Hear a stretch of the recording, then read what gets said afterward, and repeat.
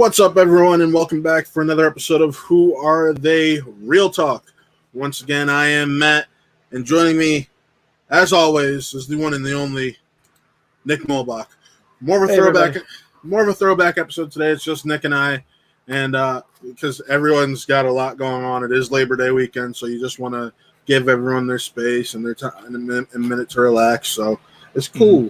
So more of a throwback episode, but no complaints from me. Nah, I mean, some of my favorite episodes from back in the day were just kind of when we were riffing off of each other. And to be honest, I mean, we're not alone, but that would definitely be fun to do for this episode. So I'm looking forward to it. Yeah. But of course, I would be remiss if I didn't mention our Twitch exclusive watch along that we are going to be plugging for the next 2.5 months, really. Oh, I'm so excited. Yay. I'm just kidding. And that's Really Scared presents the Twilight Saga Marathon. Let's go. It's a Twitch exclusive starting November 21st at 5 p.m. Really excited about that. You're going to have Nick watching Twilight, me watching Twilight. Possibly. I'm not feeling old and tired that day, maybe. I didn't say all night. But then you get to have Connor, Taylor, and Chris watch the entire series all night. And we do have another graphic for you real quick. So there you go. You get that one also. The Twilight Saga watch along, a Twitch exclusive, Saturday, November 21st. And we should have some special guests along the way, but you'll have to wait and see who and what they are.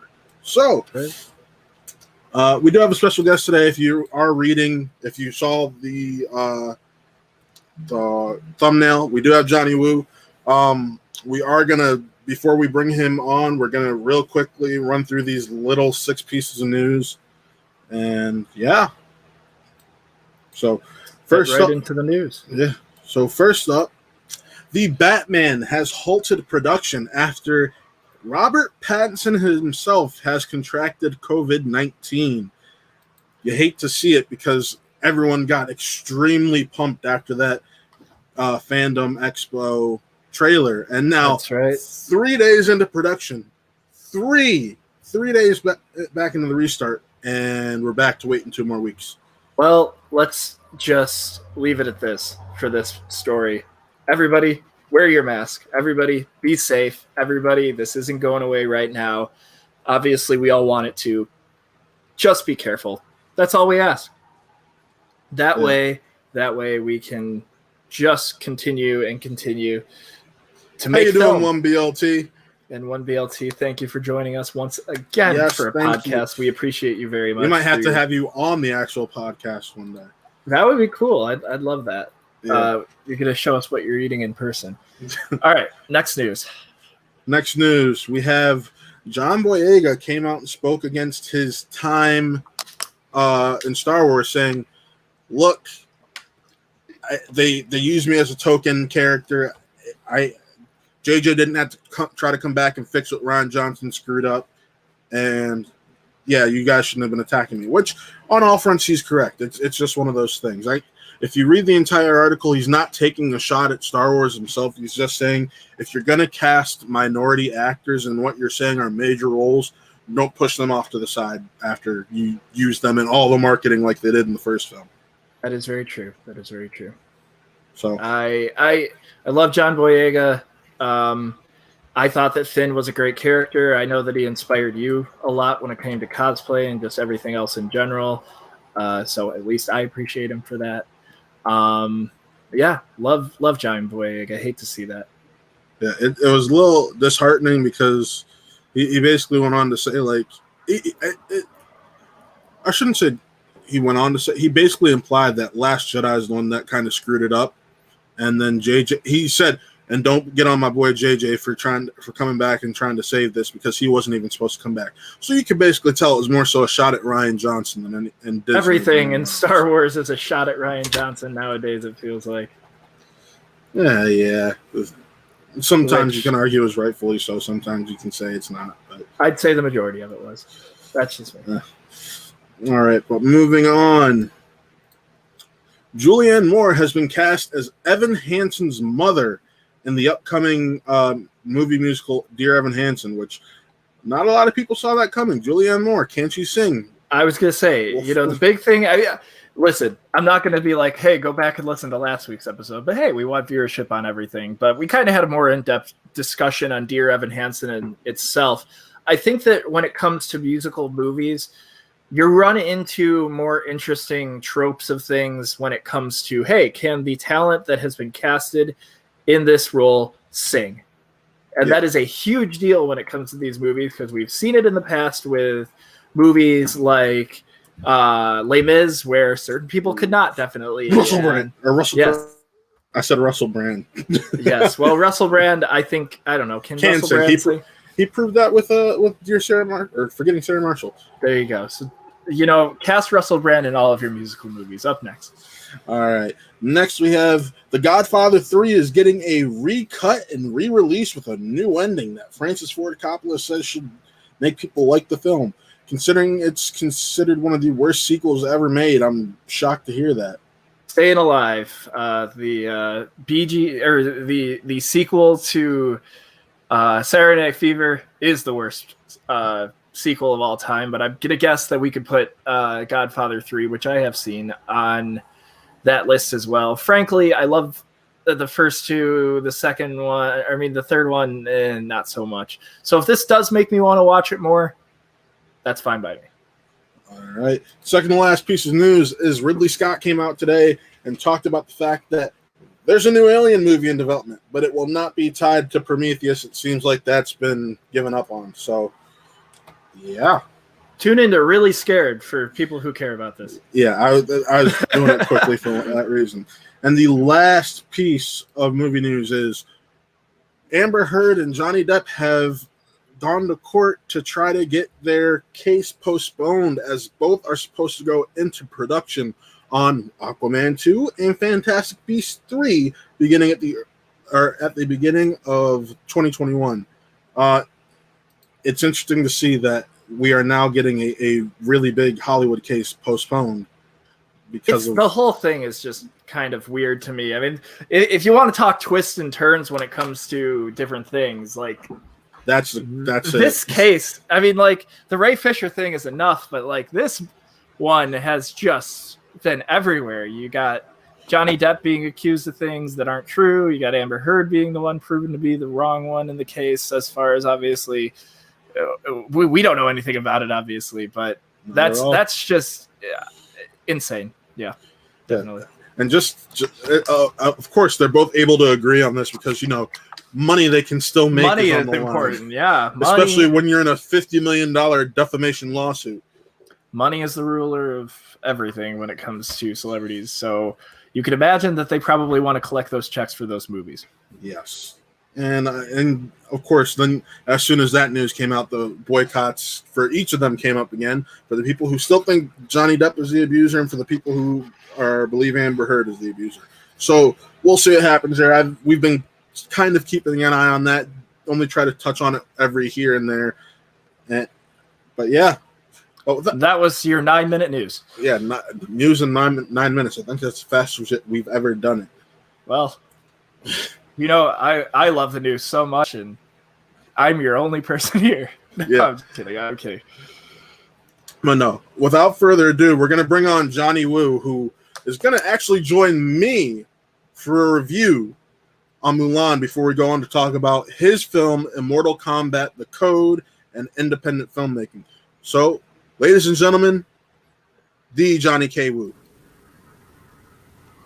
How you doing, Johnny? Hey, everybody. I got a little bit fall asleep here because you guys are talking about Twilight. All right. Sorry. Looks like Johnny's going to be involved with the Twilight screening. Nick's going to make him. No, thank you. Nobody can make me do it, let alone make him do it.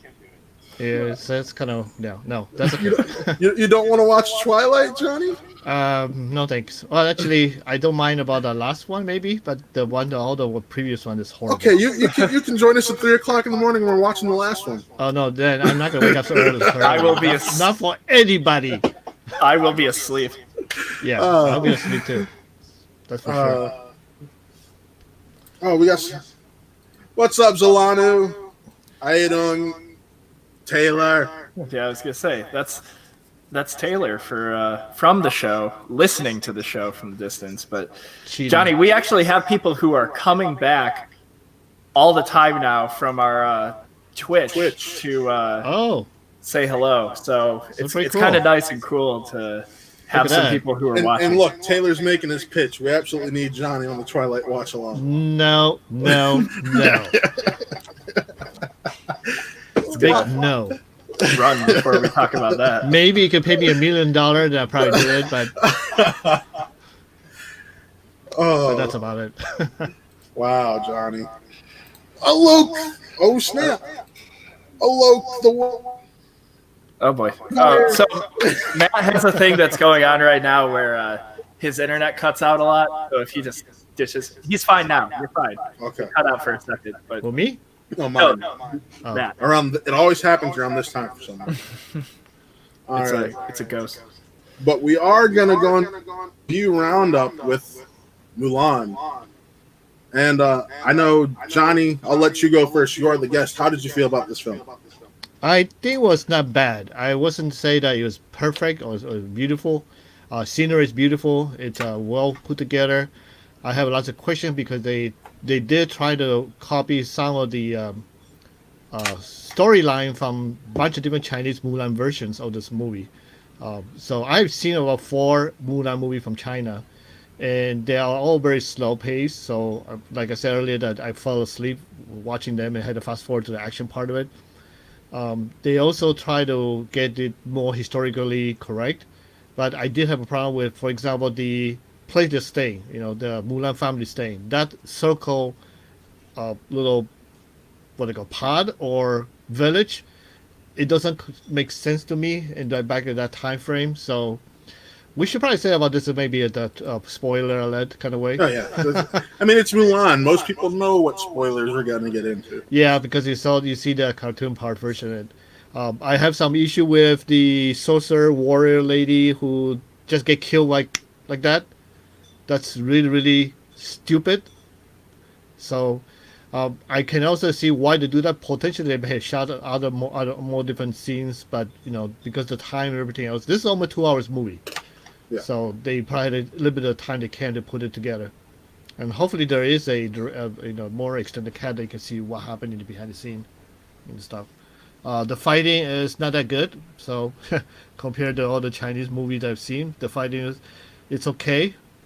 So that's probably the general speaking. The acting of Mulan depends on a certain way. Sometimes she's really, really great. Sometimes she's just a little bit awkward. Yeah. And then I also noticed, I'm not sure whether it's my Wi-Fi, no, my internet connection here, but apparently I feel like there's like out of sync. So there's a few people talking, and then you see the mouth moving afterwards, like you're watching a Chinese movie. So I didn't have that issue over here, but I keep wondering about that because I have all high speed connections, and I'm not using Wi-Fi. Right. And so I don't know what's going on there. But there's a certain part where the character moving their mouth, but their voice doesn't shows up. So I wonder whether they dub it in English or what. Yeah. One of my big issues I did have with the film, because I only thought it was so-so. A big issue was I felt at times they were too hard, like extremely too hard on the women for a movie that's supposed to be about empowerment. Okay, so you had to know the history about that. Back then, for example, a little bit about history of Chinese culture. Back then, that time frame, if you betray your country, head off the whole family. We're talking about including cut off the head for the maid's family, the cousin, the brothers, because they don't want to. No survivor existed. Otherwise, they could come back and attack the government. So they had to kill off everybody. Second of all, women are not supposed to be in anywhere. The only thing they're allowed to do is home, babysit, grow. So having daughters, it's already in the Chinese culture back then. It's not a good thing. Most of the time, most family would throw the kids out of the water and kill them because if it's a female, it's a daughter. So if you look at that perspective, yeah, you can understand why she's having a hardship because yes, unfortunately, women will be treated really, really, really differently back then. And I think that culture part did not get translated easily because I know the culture, I watch it, understand how that works. But if you're not Asian or you don't know the culture, you're gonna have a hard time understanding that perspective, and which happened to you because you don't know about that part of it. And also Right. the part about the lying, dishonesty, you don't get exposure. You get killed. You get shot off the head. And then what's going to happen is the government will send, the military will send people to your village and kill off everybody there. Yeah. Fair That is enough. how the rulers did it back then. See, I think, like, I understood why they did how she came out as Mulan this time, but I also, this is where I will compare it to the movie, because most of the time I didn't.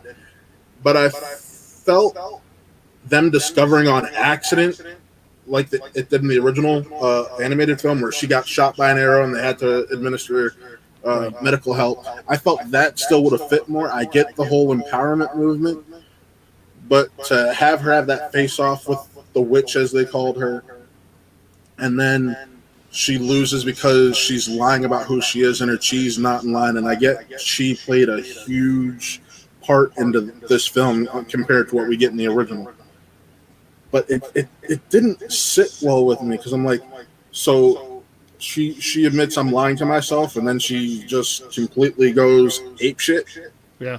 Like it was uneven, to say the least. Yeah, it maybe potentially it needed some more scene to see her struggle. You see her struggle a little bit earlier when she tried to, raising the sword and say something about following everybody to say, for honor, truth, and whatever. And she couldn't say the word truth because she's lying. Right. I feel like there is something missing there. It's just a little bit too change. The originally speaking, Mulan was actually everybody discovered she was a woman is because in the battlefield she lost. She actually got revealed in the battle, and that's Right. another thing I have a problem with when they had the battle scene before the avalanche. She already showed herself as a woman, and nobody questioned that while they're fighting. Right. That was my thing. She came back, she's fighting as a woman, and nobody says anything. And then after she causes the avalanche and comes back, yeah, I'm a woman, and now you guys want to be upset? Yeah, yeah, and especially I think back that moment, if she show up as a woman, she probably get killed right away then by her general. Right. The captain would kill her right away there. It's just because it's not you're not supposed to be. Or everyone would stop and say, "Hold the heck! What the heck? What female would be there?" Yeah. I do have a question. Now that I'm thinking about it, the parts that it seemed like your audio was after the person spoke, was it with the Jet Li portions as the Emperor? No, it was actually all over the places. Okay. On the village, when the dad was talking, I feel like the mouth is moving a little bit too faster than the audio. And then when the Emperor speaking, Jet Li speaking as Emperor, it was off a little bit too. Yeah, I that was wonder off when for me also. Yeah, I wonder when Jet Li was not speaking English, and that was a dub in there. And you can probably tell potentially it could be because not everybody there speak very good English. Jet Li does not speak very well English, and his English there was extremely well. There's no accent, so it's like that's kind of weird. Donnie Yen's English is pretty good. I mean, his mother lived in Boston, so there shouldn't be. But again, his voice is a little different too. It's not as the usual voice you would hear in the different Chinese movie. Yeah. I will say something I did appreciate is because a lot of people who are fans of the Disney film, when they found out Donnie Yen was replacing B.D. Wong's character, Mm-hmm. and that we aren't going to get that character who a lot of people who are bi look up to, because you could tell that character had feelings for Mulan before she revealed herself. Right. Well, in this movie, we get basically that character split in between two. They added a new character, and you still get the more general aspect from Donnie Yen. So I think that's a pleasant surprise that people should be happy about. Well, for most of North American audiences in China, that's nothing new. Just because in China, there was not a general that fell in love with her; it was somebody else. Oh. So it's kind of they probably copied from that perspective and put it together. And I was a little bit disappointed with how much they highlight Donnie Yen fighting sequence. You don't see a lot of good fighting. I mean, the fighting he does there is just very flashy, but not concrete. When she was doing the Tai Chi movement on the military training camp, it's very very flashy for no meat into the the techniques. Yeah, I can agree there. And then there's also problem about. I mean, I read this article review about how everybody talk about Moon, how the dad and a couple other people said about her chi was so strong, but they didn't ever talk about more why her chi was too strong. Right. And they did a little bit in the movie. The movie when you see her training as a little kid, and she was very well advanced martial artist. Yes. That is actually in our culture. We say that that's how she built out her straight chi in stronger. So potentially that is what it's about. She can go to the rooftop and then fall down the ground and go on the ground and safely. That show that she's quick thinker. She has a really powerful chi. So that part is more a thing about Chinese that people can relate to. But if you're not a Chinese, you're probably not gonna understand what the heck's going on. My major peep of this whole thing is the Phoenix. I don't think the Phoenix should have been there anywhere at all. It's so stupid. Yeah, I understand that, and I agree with that, because I get why they didn't use Mushu, and a lot of people were freaking out about, we don't get a Mushu. No, Mushu, I know, is actually a pretty disrespectful character. Yeah. And people need to understand that. And I'm like, okay, they're replacing it with the Phoenix. I'm like, I wonder how the Phoenix is going to play in. And it only plays in flashes. I'm like, and it's so fake. It's so fake. There was a lot of bad CGI in that movie. Let's be honest. Yeah, I was not very happy with that Phoenix. It's like, okay, we are representing the ancestor following her, protecting her, and maybe she's the only person can see it, but it's just too fake and too cartoonish to take it seriously. See, one of the worst CGI moments I had I felt there was when she lost the sword at the end. Yeah. I'm just like, oh God, this is some horrible CGI. It took you out of the whole story. Oh yeah, I'm like, I was already iffy about this movie to begin with, but now she's losing the sword, and I feel like I'm watching something straight out of a video game instead. Have you noticed the sword? The one that she from her father was only one blade. Yeah. So one, and then the emperor gave her the new one is two bladed. Yeah. That's actually the classification of her rank. Oh really? I did not know that. So most of the time you're a foot soldier or captain, you get you usually get a one-bladed sword. It become a general and a more esteemed, become two-bladed sword. And also the other thing about her on the horse, there's never explanation how the heck all her class mates are on foot soldier and she's on the horse.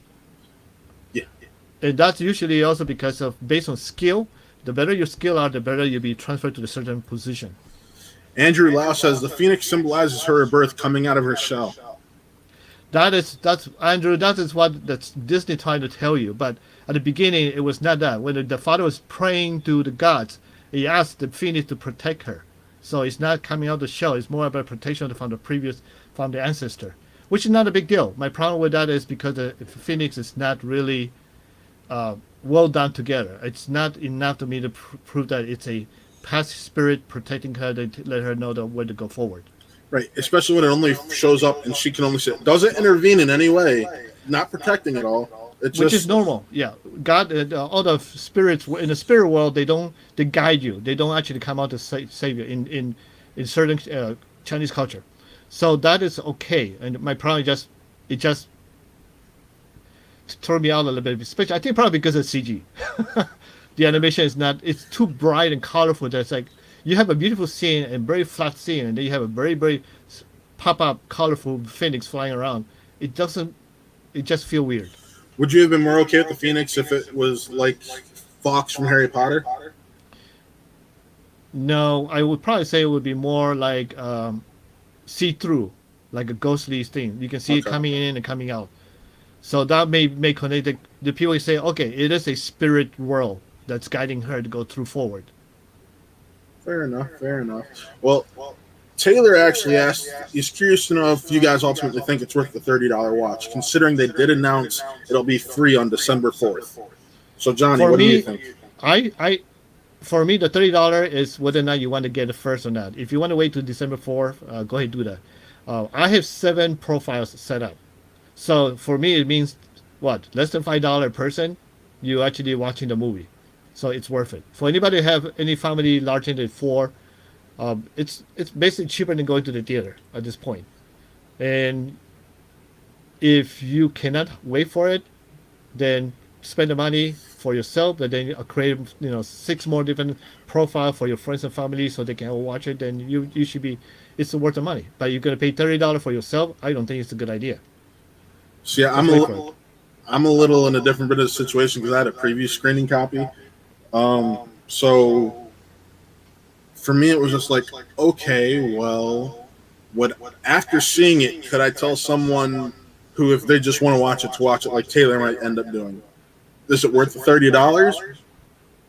I would probably just wait till December 3rd.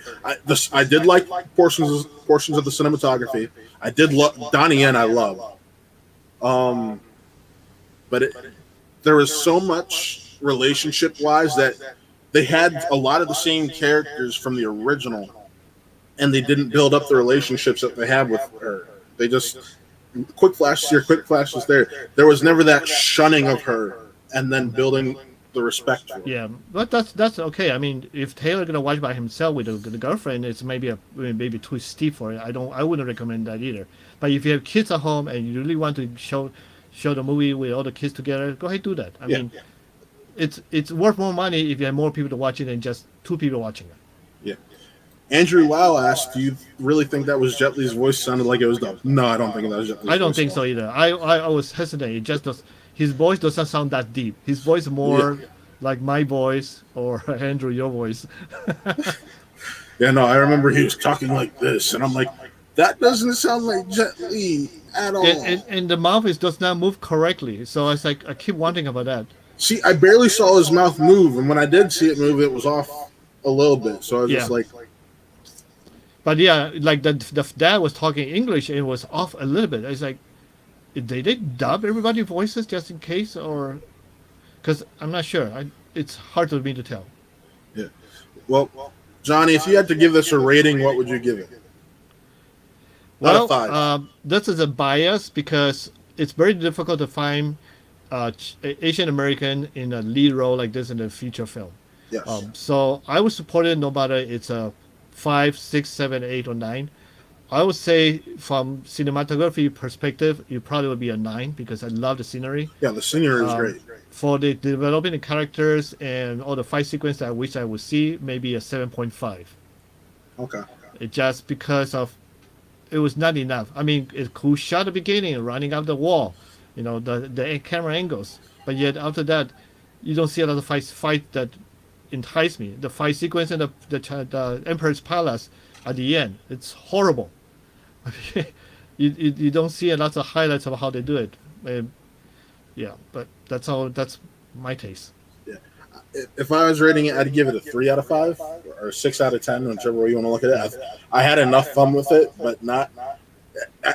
How I described it to Nick was American audiences are either going to love it or hate it, and there's going to be no in between. Right.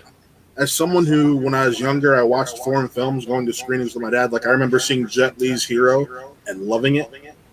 So I think I'm one of those people a few people who'll be able to find that middle ground. Yeah. So that's where I stand.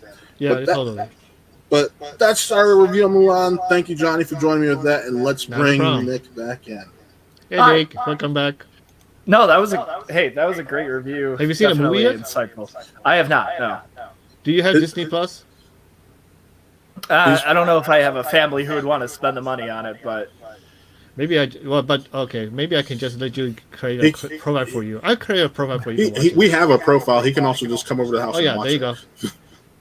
Yes, now that I'm good. Yeah. So, all right, but let's get to why you're really here, Johnny, and it's not Mulan. That was it. I'm gonna go home now. Bye. Oh wait, I'm at home. Let me go to the other room.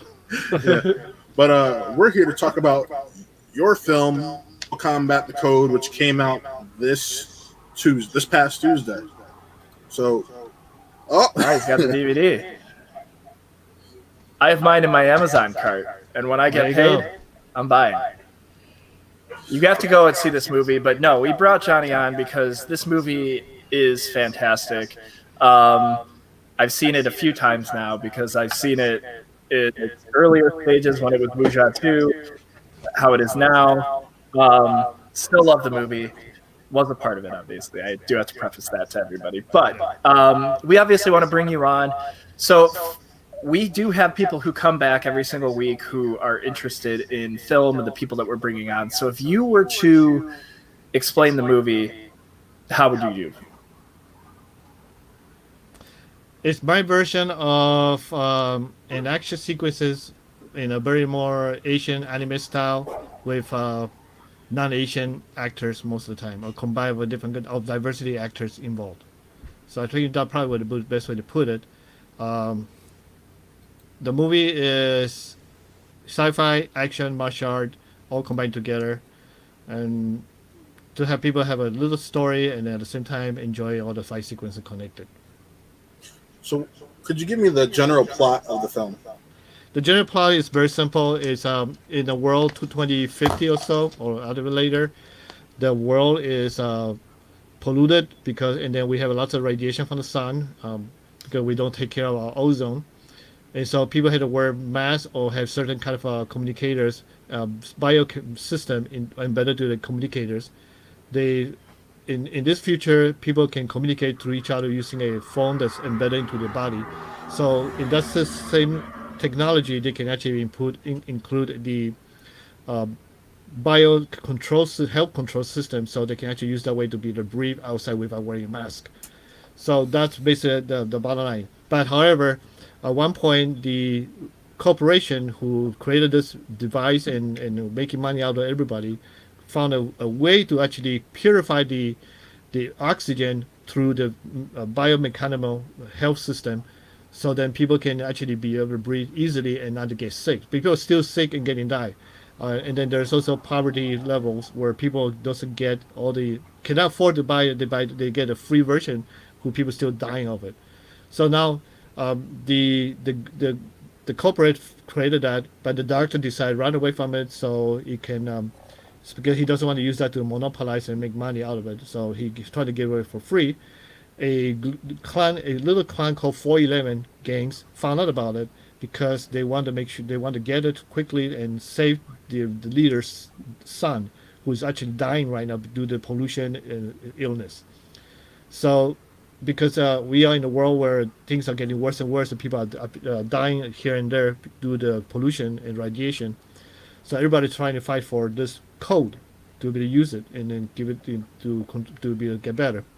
The fire elements got involved somehow because one of their members got attached into the code, and now everybody chasing against him and trying to get it from him. So that was a nutshell of the storyline. Well, it's longer than a nutshell, and trying to put all this together. Originally speaking, I have lots of different group fighting, and I had to cut down everything and get only like 3 different groups: the corporate, the 511s, and the 411s, and the 511s. So I had to try to group it in that same perspective to be able to make it work.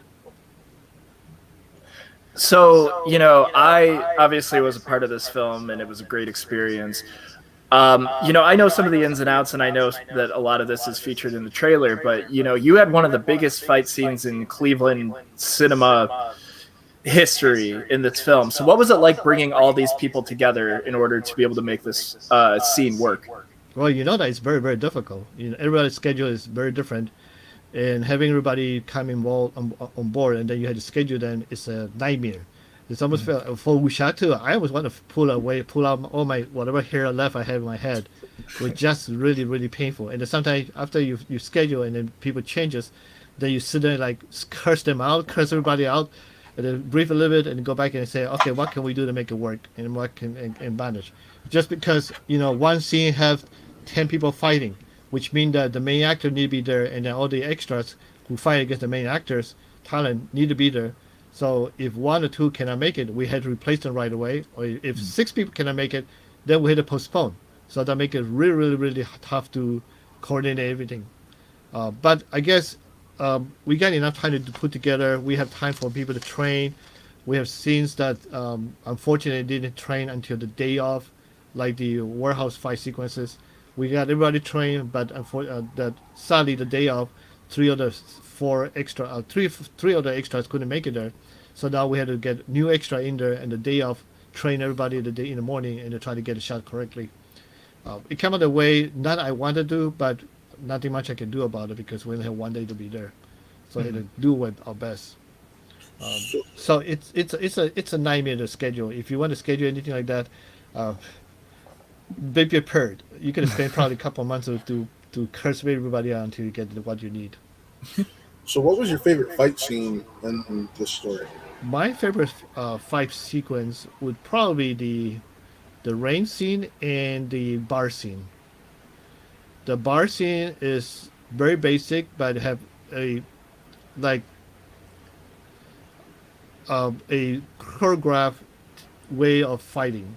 The rain scene is chaotic, but there's also a little choreographed fight sequence there, and it's because it looks beautiful. I mean, both scenes are beautifully put together.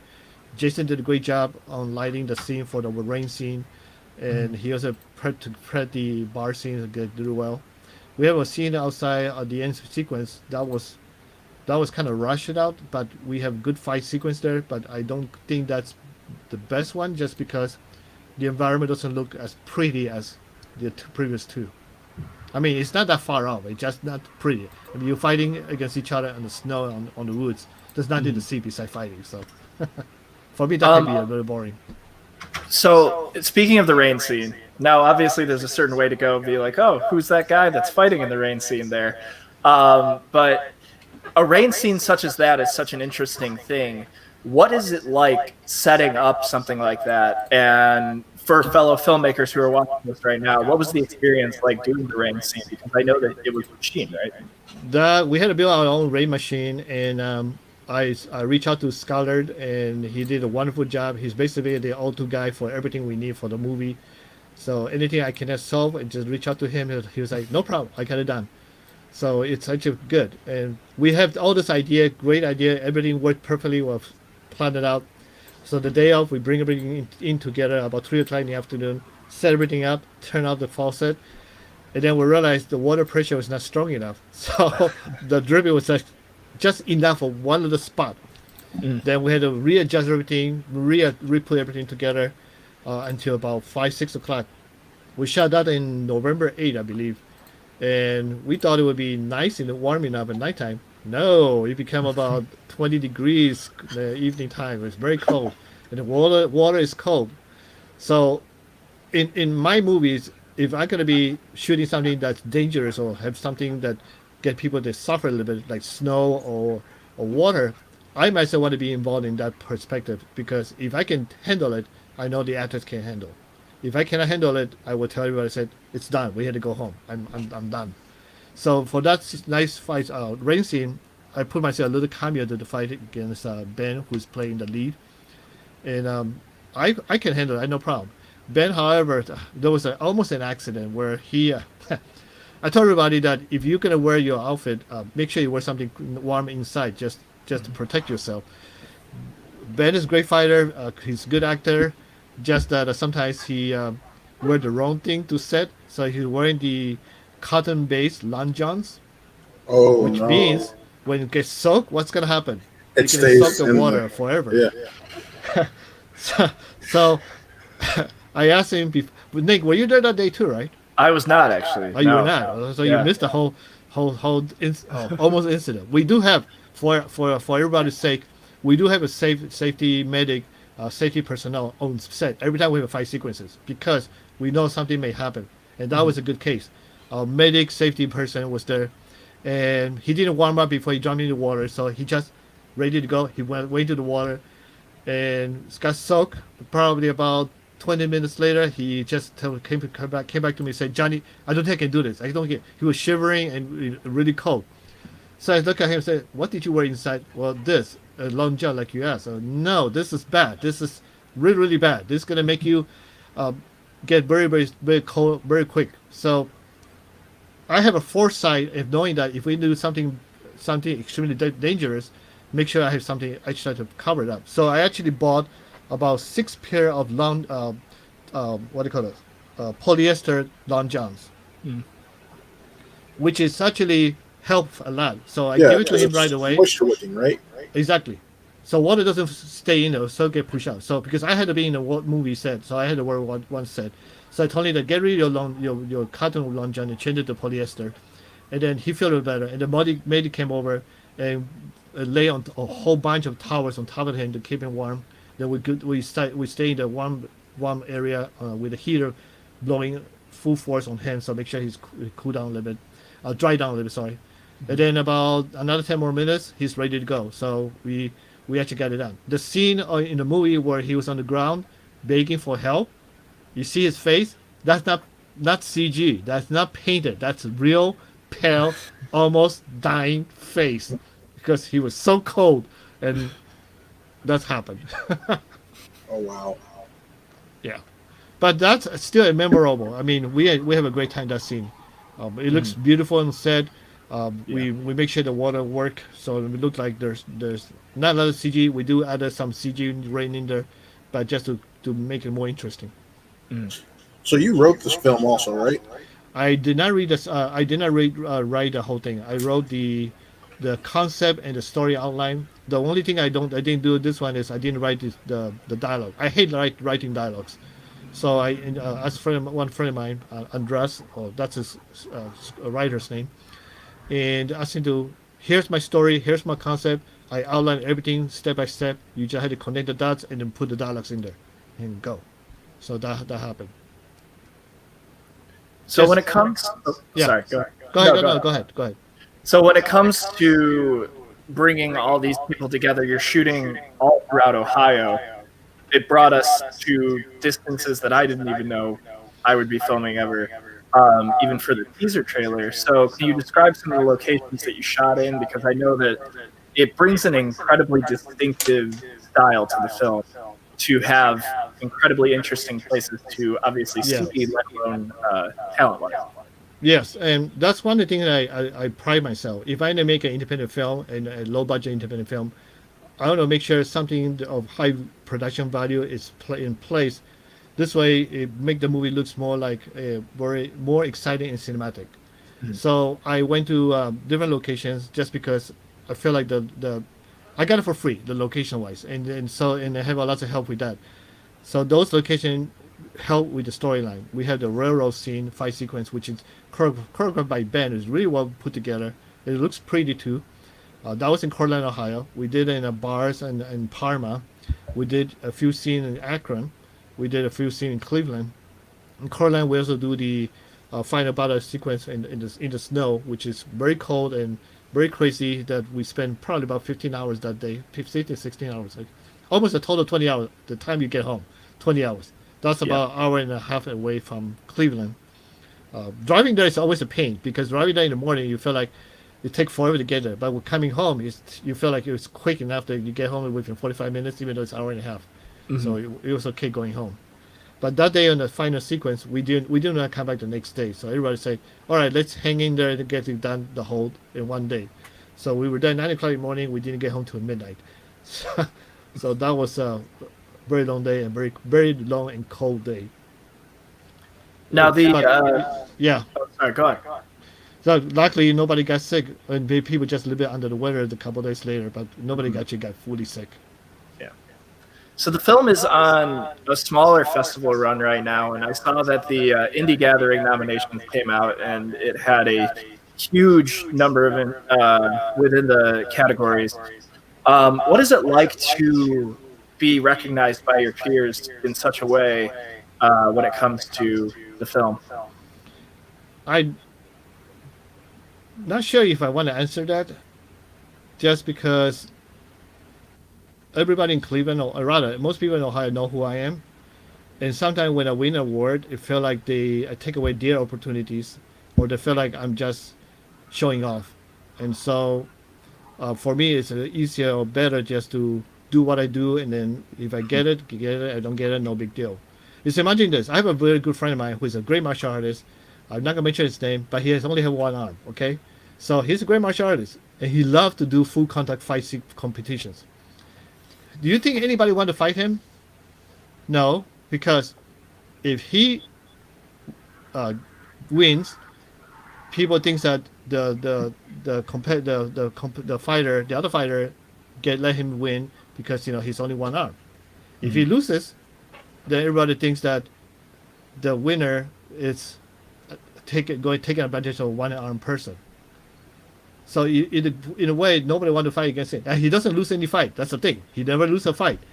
So it make it a bit harder for people to take him seriously because this guy who, the things that he knows his skill, just because he's always there and he's a great guy and everything else. But the general public will feel like he's actually shouldn't be competed because either way, it never have a good ending. And same thing with me, because I'm always being in the indie gathering sponsor, except for this year. I decided to pay the money and get my movie in there just like everybody else. I didn't care whether they get it or not. So I just felt like whatever nomination they gave me or winning they gave me, it's just probably because of me helping them, or I don't know, or it really, if the movie actually earned it or not, I don't know. Gotcha. Because I haven't seen other people's movies, so I don't know how good they are. Yeah. It's an awkward position I am. I got you. Well, what about where can people see the movie now that it's been released when it comes to distribution? So you can buy the movie. It's actually called Immortal Combat. The distributor changed the design from this to this. There's probably gonna be another story that I can talk about, and I can tell you this. I was kind of curious about that. Yeah, let me talk about it right now for you since you're curious about it. So distributors have a tendency to do that because of two things. First, they think that their marketing is better than independent filmmakers' marketing, which is okay. Second is because they need to charge certain type of money so they can recoup that money from you. And you had to think of, all right, let me go back a little bit to explain how this work. Independent filmmakers make a movie. You give it to the distributor to review it. They review a movie and decide a contract with you. Within the contract, there is a cap of marketing expense of $30,000 to $50,000. Right? The contract can be 5 to 10 or 15 years long. So let's say $50,000 for 10 years long. So that's what, $5,000 a year? Wait, maybe, yeah. So that's how they cap it. They will continue to tap this amount until they get to the 50,000 level, and they will find a way to cap out something else. In addition to that, they also cap you for distribution fees, other different expenses, delivery fees, and so on. So that amount from 50,000 can go to $80,000 to $100,000, depending the movie, depending how. So when they do this, it's because they need to spend $2,000. This is $1,000 artwork, by the way, for them. This is $1,000 artwork that they're going to charge to you, then you never see your money back. Because when you sell it to the market, they can get maybe $10,000, $20,000 in max, and that money always go to them because it's going to be part of their marketing expenses and all the different expenses involved, and you will never see your money back. So independent filmmakers, every time you have a distribution going on, you unfortunately will never see your money back until maybe 5 to 6 years from now. The first 2-3 years, you're going to go bankrupt if you're going to waiting for your money come back for this. So that's the whole story on the behind the scene. And for me, when I first saw this design with the distributor, I did tell them, this is a stupid design. I never like it. I love your new trailer that you cut for me, but this is stupid. They say that they're going to do it that way because it's something they think it will marketable. Unfortunately, this design makes you think this is Tony Ya in front of the movie, and also maybe it's a Mortal Kombat. And that can make people think this movie is about Mortal Kombat or Tony Ya's in it. False advertisement. What's going to happen? Bad, a bunch of different bad reviews on IMDb, Amazon, so on. And what's going to happen? When people go to IMDb, see the movie had all bad reviews, nobody want to go buy the movie tank, and distributor were never going to have money for you to pay you back because they don't have to, because they didn't make enough money for anybody. That will be the excuse. At the end of the day, independent filmmakers loses. I was about to say, because the marketing changed from Keith's film to what they changed it to, because I know you went to the same distributor this time, right? So what they did with your film, what they changed it to, I was like, what? Because I knew what the film is, because being friends with Nick and being friends with you on Facebook, I get to see the process of it throughout the entire time it was being made. I'm like, but that's not the movie. And I know Johnny wouldn't be the one to falsely advertise this. This is because Mortal Kombat coming on January next year. Yeah. And that's the reason why they did this. They so originally going to release this movie in November. I pushed them to release it earlier, so they got it earlier to September 1st. But yeah, we have a lot of really nasty comments on IMDb, my personal YouTube account, about this is just a deceiving tactic to get people to watch the movie. And you had nothing to do with it. I have nothing to do with it. And now I'm hurting because now people, the ratings are going low and people are not watching the movie and I'm not getting more money. Or the distributor not getting enough money so for me to see the money coming in. Now here's the thing. The funny thing is, the distributor website, this poster is still there. Because the Asian countries, they love this poster so much, they don't want a new one. They don't want this one. They say this is stupid. They prefer this design. Seemed a little miffed, Johnny. I am pissed because of that, and I'm going to talk to them about it again because this is. I already told them I really never really liked the design. I really know this is going to happen, but they don't understand the bigger picture. Right. And this is designed by Jerry, and the distributor did tell me, the owner distributor did tell me that they couldn't find a way to make their design better than this. They already said that out front. Yeah, because I know this So is why- a different distributor than what you normally use, correct? Yeah, because I wanted to get to see how far I can go. The older distributor, there's John. He would get it out there, but he would not get it out there. The difference is my previous distributor would probably give me some money back. I'll probably see my money right away, but it's not going to get a wider distribution opportunities. Right? So I know this has been sold to a few countries already, or territories. Yes. What territories has it been sold to? Right now to South Korea, Taiwan, Scandinavian are actually reviewing and probably signing the deal. China have the semi-signed deal that's waiting for it to get released. China will take forever because their what do you call those censorship checking it takes years, so we don't know when that's going to happen. There's also a couple other territories I can't remember the names for it. In the United States, you can get it iTunes, Amazon as a DVD or digital. PlayStation 4, you can get it for as a digital. If you have cable network, I think Spectrum or some, you can actually get it as a video on demand option to rent it to watch.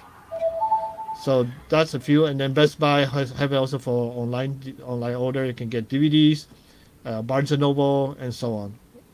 Well, I was going to say, because a lot of the people who are listening on our Twitch are from other countries. So it's definitely an opportunity, because I know that we have a lot of people who are in the comments who are saying that they're definitely going to be checking it out. I mean, that's the thing, though, is that you got to support the independent filmmakers, because I've always thought about it like this. A lot of big budget movies come out every single year, and everybody has their own interests in movies. And I see all the movies that are coming out in Cleveland alone. I couldn't imagine how many different movies are coming out that aren't being recognized just for that reason. So we have to recognize the independent film, because there's such a wide array amount of movies that are coming out. Exactly. There's so many people who love those die-hard action movies, and that's what you're going to see out of this, is just incredible action, choreography, cinematography. So what was it like when it came to planning out all these different fights? Because there are so many different fights within the project. We actually have a great friend, Keith, who's also a producer, Keith Collins. He's a fight choreographer, and I have him coordinating all the different fights. So we actually check out with all the actors first and set time for them to train. We also asked Matt Kane to help out with some of the fight sequences. Ben wanted to do a couple, so I said to him, sure, no problem. I review all the fight sequences, all the practice rehearsal, and then give my input in there and suggest what can be changed, and then we put it together. Sadly, whatever you do on rehearsal part may not come out the way you want it on the day of the shoot, because timing and scheduling and location can change. But we got fortunate enough that the places we pick are enough for us to do it the way we wanted to. Just maybe the angles may be a little bit different. That's about it. And I mean, if you're obviously looking to see this movie, the trailer. You have the bar scene actually out on your YouTube channel. Yes. Yeah. As well. I know that has been circulating around when it comes to the trailer as well. I know that we have a lot of people who are incredibly excited who have been on this podcast to see this movie. And I definitely can vouch for them. See this movie. It's fantastic. It's awesome. So much action. Thank you. So much great local talent. I know that's the thing for your movies is you never say no to a certain talent. I mean, from Inner Self, when it came to doing the big flash mob scene, there were so many different people there. What's it like being just, a place where people can go and just have a good time being in front of the camera and just involving so many different people when it comes to your film? I think it's called respect. If you respect your cast and crew, they will respect you back. And if they can spend their time to be with me and they do a great job, I will spend the time to make sure they leave in a happy point. So we have great catering. Ray did a wonderful catering for all our set. You go to a set. First thing you remember would be, oh, by the way, maybe I want to go there because I want to see the food. I'll see what kind of meal there is available. And that happened. I mean, we have people just want to come to the place because they just want to see they want to go eat. So it's kind of funny, but that's always the case. Food is always there, and food is always full. When we at Cortland, it was unfortunate we can't take out the food there, so we just ordered a whole bunch of pizza. Ben happened to celebrate his birthday on December 7th, 2 years ago, and we have a birthday celebration there with him on doing lunch break, and everybody have a good time. That's the bottom line. And obviously, if you go there and just goofing around and not doing your job, you're not going to get invited back. Mm-hmm. That was just simple. Definitely. Yeah. And Matt has the link down there for the YouTube video. I think it's the bar fight, correct? I just put it to Johnny's Facebook page, so they get everything. The YouTube so channel. the YouTube page will be, you can just youtube.com MDI film. That'd be probably quicker way to do it. Yeah, I just went to what it took me. Just let you guys fair warning. The anything we related to Immortal Combat, you're gonna have a lot of dislike. You will see a lot of dislike, just because a bunch of people watch a movie and think this is a Hollywood film, or they got deceived by the cover, so they will probably think that this is not it is. So just bear with in mind in that, and just don't be too critical. Yeah. And I'm not the only filmmaker that have been other distributors been screwed. I mean, every filmmakers who have their movies distributed by any type of distributors also have this go through this whole process and dilemma. That's very unfortunate. Absolutely. Yeah, and I know that we had Scott on the channel and Really Scared, and you went to his Vile premiere last night. How was that? It was good. It was enjoyable. I kept my distance as much as I can. I also was the one of the guy who enforced everybody needed to make sure their mask is worn throughout the whole day. But later down the road, down there was a few, not a lot, a couple of people who kind of refuses to wear their mask or just keep forgetting to wear their mask. But they kept their distance, so that was not bad. And then when everybody get together for the photo shoot, I noticed everybody came back and wore it. And there were 6 short films and then the feature film.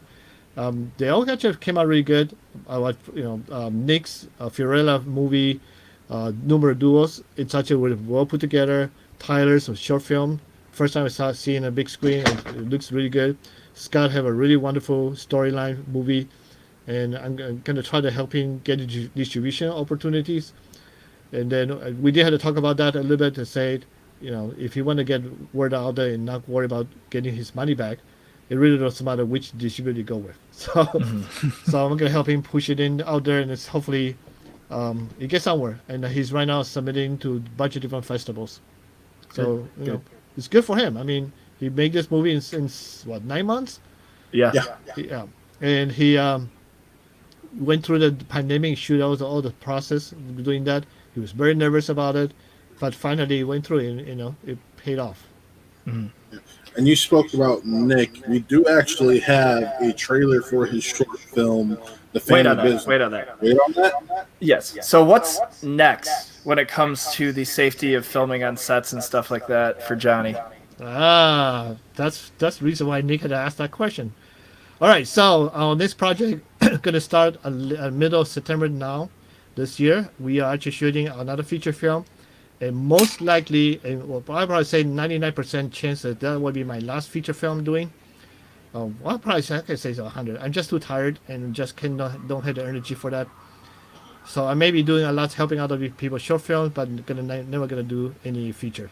So it's called Wuling, the Society. It's actually happened the same time frame of the Immortal Combat, maybe 10 years earlier, where the biomechanics health system is not fully incorporating to protect your body. So you have to wear masks in front of the camera and wear the mask to be throughout the whole storyline. So that's going to be the next project we're working. It's again sci-fi, action, a little bit more thriller, suspense than action, just because there's a different kind of environment and more about witches and sorcerers. Mm-hmm. Not Twilight. Not Twilight. Johnny, I gotta ask, do you need the lightsabers yet? The what? I'm sorry. Say that again. You froze. I said, does he need the lightsabers yet? Because I know we've talked about it. Yeah, I know we talk about that. I don't think we can have that in there. Just, otherwise, I won't be able to sell the movie. You know, Star Wars is gonna go against me for the lightsaber look. Plus, but, I may be thinking something later, because a couple of days ago, yesterday, I saw on Facebook somebody selling a company. I think it's a scam, but who knows? Was selling the mechanical wings that you can open up, huge wings. Yeah. So I ordered 2 of those, black and white. Then we probably use a lightsaber that have a show film where they actually fight each other with wings on. Oh God. Do you even have access to the pull system anymore? Or? Not anymore, but I have all the harnesses. The harnesses. I mean, we can go out on the park and then use a tree and have people fly up and down. There you go. That'll be all right. We're gonna make Nick a Superman, right? Maybe. I'm gonna need to be a Superman to edit those lightsabers. I got it. Yeah. He had to do it. He had to be. He probably had to edit all the lightsaber. Nigga got more work to do now. Hey. At least you learned with Rise of Ren that the main issue was you didn't know that you had to update the lightsaber program each time they updated it. Yeah, it's a process. It takes long. Except but the end results feel. If Johnny, you would know as a special effects artist as well, the end results feel a lot better when it comes to actually doing them. You know, seeing Rise of Ren and seeing things like Parker, for example, which is on the YouTube channel as well. Seeing that stuff, even on like the big screen, felt really good to be like, oh wow, we got that done. You know, that was an accomplishment, and it didn't look bad either. You know? Right. Yeah. And it's like it felt just so good to, you know, when it comes to visual effects, it just feels so good to see the final product. I think that was why when I was younger I was trying to do like claymation and stuff like that. It was like, you know, I had the patience to do it. So I don't have the patience for claymation. If I had to do a claymation animation, I would kill myself. I tried one time, I just could not have the patience. When I was younger, that was my foray into film. He has the right idea. It's just. It's the patience. I know. I surprisingly have it. I don't even believe that I have it, to be honest with you. But you have what? At times, when it comes to Rise of Ren, hey, if I didn't have any form of patience, those lightsabers would have never gotten done. Yeah, I did my first feature film, The Rapture. We had to cut the person out, put a CG wing, and then put the person back in the scene.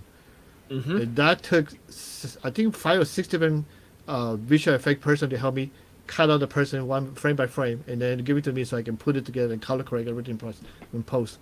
That was a nightmare. All right, Johnny. Nightmare. We do have a question for you, and it only fits that it comes from one BLT, one of our regulars on the show now. Yeah. Johnny, what is your go-to food for a day in a movie set? One BLT loves food. Okay, so unfortunately, fortunately speaking, because I'm Asian, so noodles on rice will be a go-to food for a film set just because they're quick and a lot, and they fill you up fakely with a couple hours, so you don't have to worry about eating anymore, and then you can run it out. I mean, the thing about this about film set is you don't want to feed that. I should have said that way, but you don't want to feed the actors or the cast and crew too much food that they become having food coma. They cannot work anymore after lunch. So you give them certain type of food. Pizza is good, rice is good, but they make sure they don't eat too much of it so they can retain. If there's enough chicken and rice, they can eat the whole day. Then just let them come back and forth. Just to make sure they don't eat the whole thing at once. The sloppy joes. Yeah, that too. Salad is actually pretty good, but I don't like salad. I don't like greens, so I avoid as much as I can. I still do not like greens. So fried rice with chicken or noodle with chickens, I will eat that every minute, every day, if I can. If I can eat cafe tadora every day, I would do that too. But that's too rich for my stomach, so I don't think I want to do that.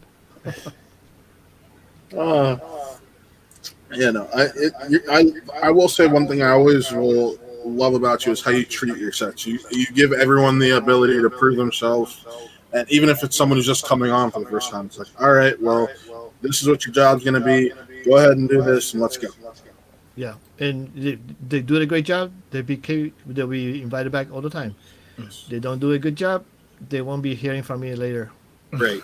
They may hear from me, but I will say maybe, okay, we'll see, and then that's it. Right.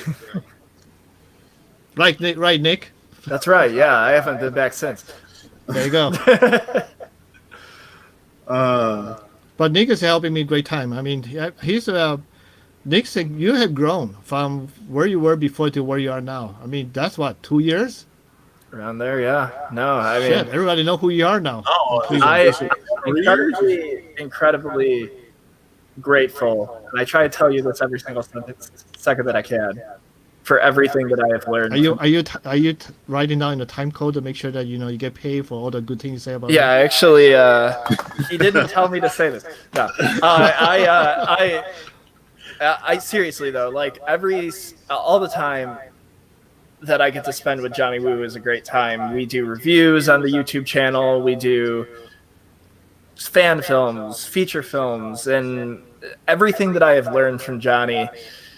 Like I at one of our events that we were at, I said this. I went to film school, which people go to film school. It's fun. But everything that I have learned in film, I learned from Johnny Wu, because the experience of it all, seriously, like, the experience of it all makes up for it. You got to be out there, you got to be working. And when I took the chance on asking Johnny Wu if I could be an intern with him after an amazing tour and an amazing opportunity to be in his film, it just took off from there, and I am forever grateful. Yep, the day that you show up for Parker audition. I never do it, so I never did that. Like, the second that I walk in there, you're like, any questions? I'm like, do you have any internship spots? And you're like, yeah, start tomorrow. I'm like, and like I said, you've given me so many opportunities, and I cherish every single one of them. So thank you. You're a good guy. You're a good kid. You do your best. You do a really good job. So if I can't keep you around, I'm gonna be stupid. Well, thank you. Well, Johnny, that's a fact. I Yes. do have another question for you from one BLT again. Has you ever had someone so clumsy on set, I'm guessing, that you got angry? Oh yeah. Probably me.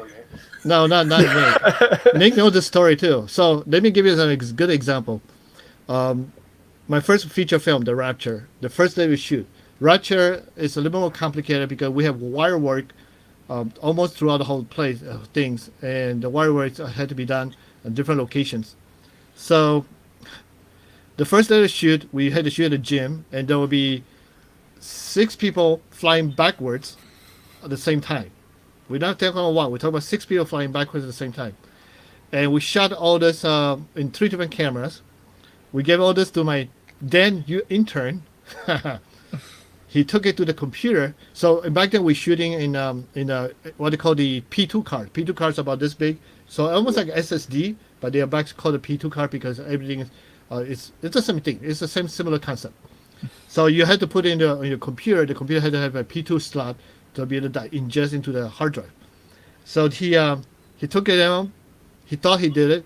Copy everything from one from P2 card to the hard drive, and then he gave us the footage, the P2 card back. We formatted the P2 card so we can record the rest of the stuff.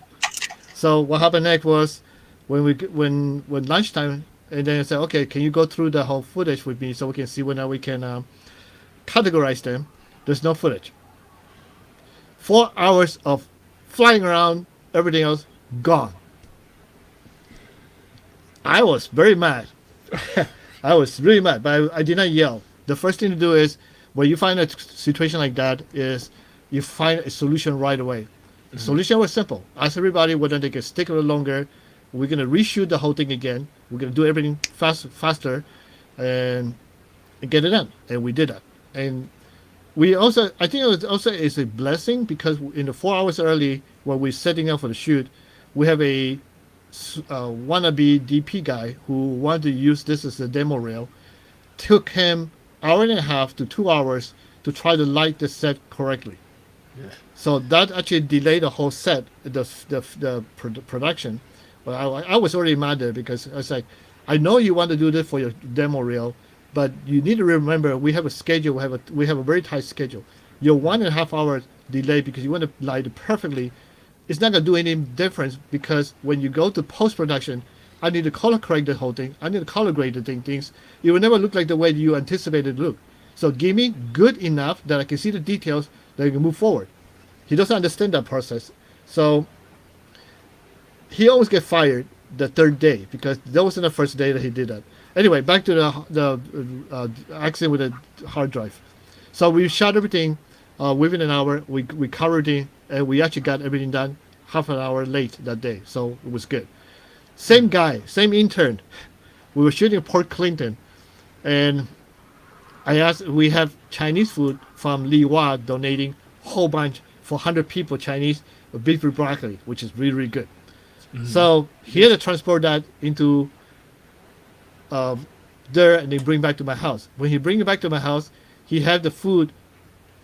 He's driving my car too. He had the food on the passenger seat, not on the ground, on the seat. And guess what? Going up and down the hills. All the juice from the bitter broccoli spilled all over my chair. This I didn't hear. I think maybe I did. But no, that one I didn't tell much people. So that day, I fired him. But then, because later on, he apologized like Gracie, I let him back to on set. And he was better since then. It's a first time mistake people do. I also have an actor. When we first did the audition for one movie, we have people line up for audition, and then there was this lady who dressed very much like a pimp or a prostitute, what do we call it? And she's only 16 years old. And we had to tell her to leave because we can't have her there, and it was a role for an adult. Right. She dressed like a person about to go sleep with you, kind of. Yeah. Yeah. Yeah. No. So yeah, you could have that. You just had to try to cool down a little bit and walk away and stuff. We do have a prank, doing a Joker's card. Fun film we did. We had to create a ceiling rail so the actor can be flying from one point to the other. And so when we tried to set that up, the AD came to me. He flew all the way from California just to help me out for free. And he was like, hey, we have a problem. The rail broke and we don't know how to fix it. And he wanted to see what was my reaction. I look at him all pissed off, and it's like, okay, let's try to figure out how to fix this. And then try to think about all the way to solutions. But later he came back to me, he said to me, well, it's all a joke. Nothing had broken. So I decided to prank him back because he just got me big time. So we decided to go shoot at a coffee shop, and I gave his number to one of my actors and asked her to pretend to be someone else to call his number. Said to him that this is going to meet somewhere to have a good time, and he never show, and that he's going to call his wife. You had to see his face. He turned pale, and freak out at the moment. So we had to stop the whole joke and said to him, "Oh, no, it's a joke. This is a payback." So everybody listen to that. If you try to prank me, be prepared to be pranked back harder.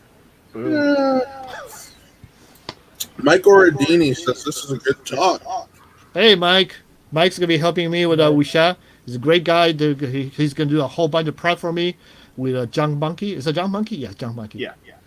So if you guys filmmakers who are looking for prop set design or a whole warehouse of furnitures and stuff, then he's the right guy to go for. Yeah, definitely checking that out. It was amazing. Yep. As a cosplayer, Nick knows I make a lot of my props. I'll buy a base form and then I just go like, all right, now let's mold this into what we need it to be. I used to be able to do that, but I think I'm getting lazy and I don't have patience for that anymore. So Fair enough. So I gotta ask, because you are known for your fan films also, do you have any more that you're thinking about doing? if I had to do some fan film, eventually, I thought about doing a Teen Titans one. But I will see. I know there was supposed to be like a little setup for that in Spider-Verse or Peter Parker, right? Yeah, but I don't think I'm gonna. I don't know whether I'm gonna do a sequel for that or not. Mm-hmm. I had to see how my energy level. Yeah. Right now, doing this feature film, I can feel it. I know for a fact it's not gonna be. After this is over, I'm not gonna have the energy doing any more features. And so, short film wise, if I do a fan film, it had to be less than 10 minutes. I'll be happy to do it. Mm. So that's it. Maybe that, and then I know the friend might want me to do a Aquaman fan film. So. Okay. I was I'm like, you know what? I don't know. I think that would be hard to do. So a Teen Titan would be fun. So yeah. Or maybe it's one with Raven only. See, I know that Nick and I have been tossing around the idea of a Batman one after that, the Batman trailer. What did you think of that, by the way? Because I know you were watching fandom, weren't you? Yeah. So what were your thoughts on the stuff that we got to hear about and learn about that day? What was your favorite thing, I should say? I'm actually looking. That's a very good question. I'm not sure. I mean, the trailer for the Batman is so quick and simple. I didn't feel like I was seeing much. I do like the outfit a little bit, a more combatic style, military than they used to be. So I think they're trying to go down to earth. So who knows? So I want to see the movie. I don't think I'm ever going to do a Batman film. Just I think the outfit, everything will kill me. That's too expensive to put together. Yeah. But yeah, I will see. Who knows? I may do a Star Wars. It's just compete against. No. I mean, granted, I have one written, but that was just to let Keith and Jerry and Matt have fun. Or do a. Been talking about this, but haven't done it yet. Maybe Nick can help me, and you can help me too. I want to do a Godzilla one. Okay. That's a person dressed in a Godzilla and have the whole miniature building set. You have the stomping, the 60s style Godzilla movie. Hey, I mean, I know somebody who's obsessed with Godzilla. Taylor, who you gave the pitch to you, he's really into it too. Maybe Taylor can build me all the different buildings so we have the Godzilla ram into it and stepping down. I may know someone with a Godzilla suit. So ooh, look at that. Lou is very into Legos right now. Does that? We can use Lego. I don't. Why not? I mean, all you gotta do is throw explosions and CG with it. So exactly, yeah. And then maybe the Godzilla just have to wear high sole shoes so it doesn't hurt his feet. The guy stomping into it. I mean, it's gonna be fun. I mean, something like that. Very 60s style, very much old style. Yeah, I mean, I know a few cosplayers who do Godzilla. I know one that's very famous is Ebony Warrior's cosplay, and he did a suit based off of the newer design for the last two films in this upcoming Godzilla vs. Kong. Look at that. Maybe, yeah. And now he we have made a suit. We have somebody can build it. Somebody can build a building, and then we just find a big garage and just keep it going for that. And I mean, I'm sure you got hookups with the warehouses. You just got to set up a few sets over a couple of days. Just wrong way to it. You'd have all the big stuff out of the way. Yeah, exactly. Maybe have what do you call it? One of the superhero Ultraman shows up to fight against Godzilla. No, I like that. Why I not? like Why not? Come on. They did in Aquaman's Japan. fine. They did in Japan already, so why not have Ultraman Ultraman, shows not up? Aquaman. Oh, I thought he said What? Aquaman. Ultraman, I was like, huh? No, Aquaman would be too small. It would be too tiny against a giant like this. Right. Or No, you can make Ultraman. Nick and George's dream come true and do Power Rangers. And That's so tiny to fight against the Godzilla, though. I mean, well, you have the Zord though. Yeah, they do. You gotta have somebody who can build that. That'd be really But yeah, Ultraman against Godzilla would be something fun. yeah, definitely. I mean, I grew up with those characters. So. Yeah. Maybe. All right. Johnny, I do want to get your thoughts. We're gonna play Nick's trailer right here. Oh boy. I do want to hear your thoughts and get your thoughts on it also, since you are his mentor. So let's share the screen real quick and get this going. Once I get the screen ready. Yeah. There we go. Well, then I will preface. So this film was made at Cleveland State. It was my thesis film. And we are releasing it on the Troubadour Films website. And that's where it will sit forever. Yeah. Well, I'm gonna mute all of our audio real quick and make this full screen. This is the trailer premiere for Family Business. It's like really low quality.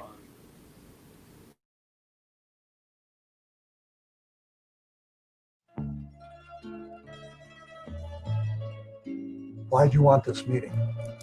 Well, Don Luigi, sir, we've lost every delivery boy we've hired. If we don't get a new delivery guy soon, we're going to go under. I think I have someone in mind. Thank you so much, Uncle Luigi. I know what you're talking about. I gladly accept. Briefed you on the dying delivery boy problem we've been having? Excelente. You need to go now and look out for Hightower. He'll be on you like a hawk. Here you, sir. One piping hot pizza. Where's my Coke, man? You didn't get a Coke. I'm supposed to eat my pizza without my Coke.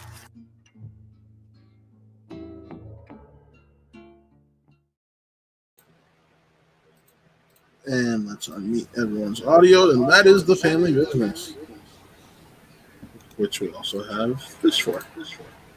Ah, yes, there's the poster.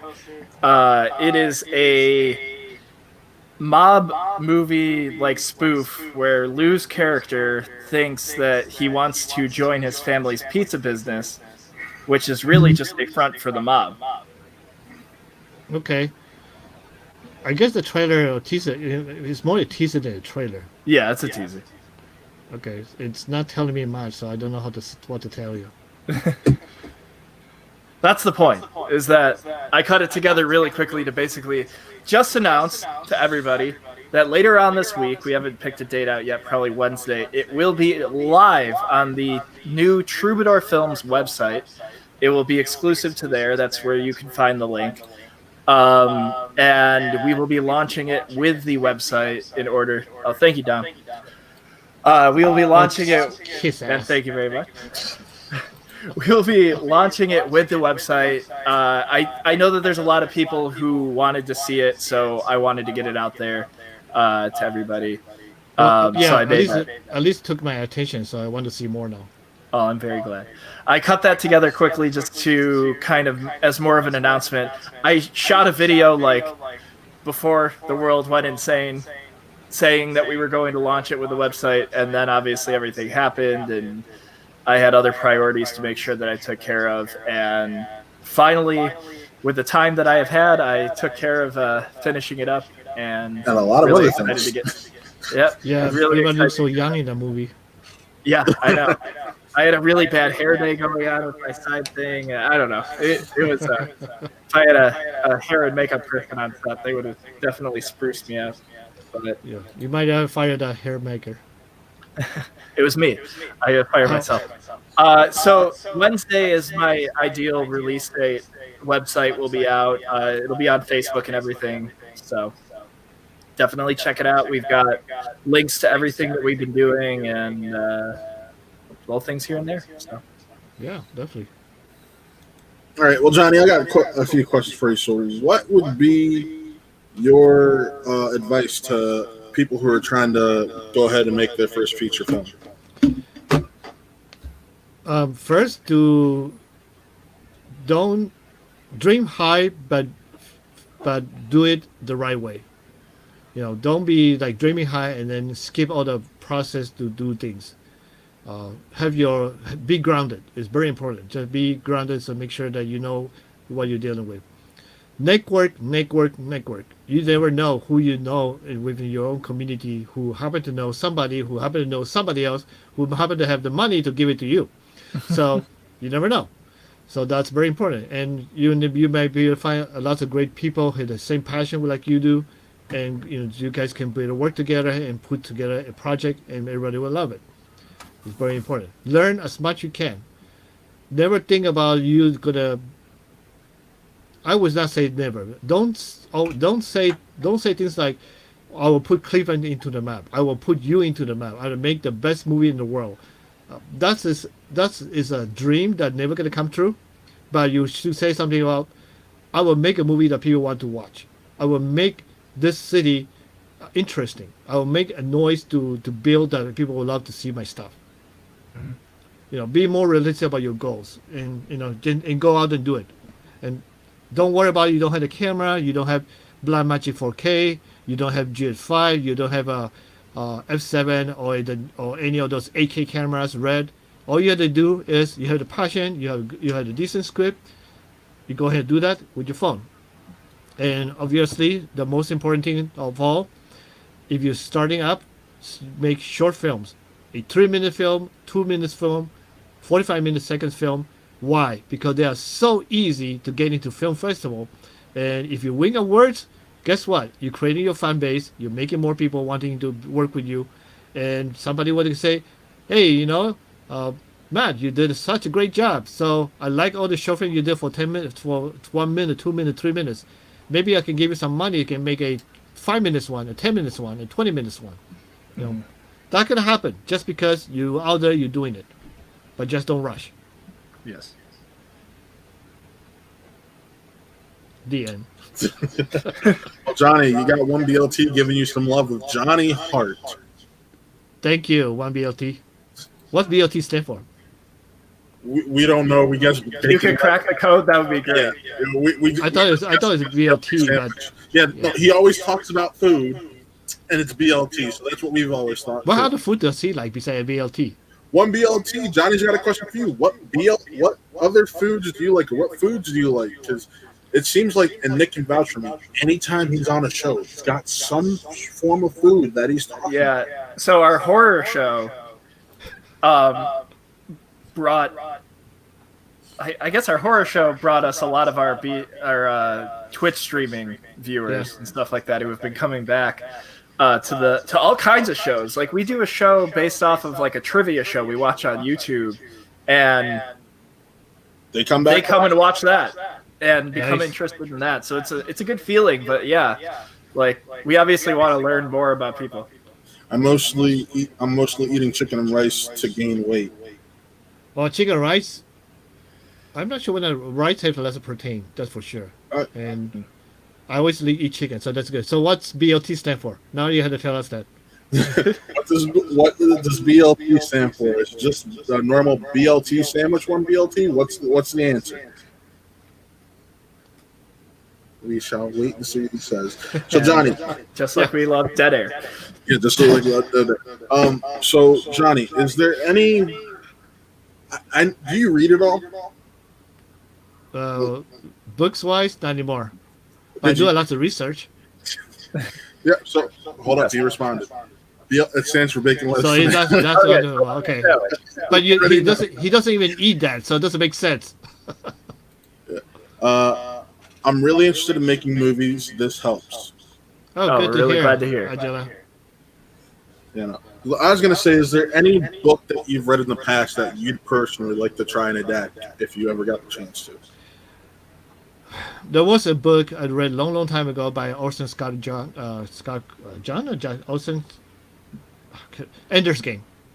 Orson Scott Wells. Thank you. Ender's Game is the whole series. I really love it. But they put one up, and then I found out about the author's writer is not a good person, so I had to skip that idea about that. I don't read books much because, technically speaking, I don't have the time for it, and my brain's raced like 150 miles per hour. So, yeah, like I said earlier, I don't have the patience to do stop motion. There's no way I have patience to read a book. I mean, it's no different than reading a script. Oh, that's a big difference. In the script, I'm kidding. scroll quickly. Yep. I was kidding, Johnny. I was kidding. But honestly, yeah, I do get a lot of script to read, and sometimes I just scroll as much as I can and just go to the big part of it.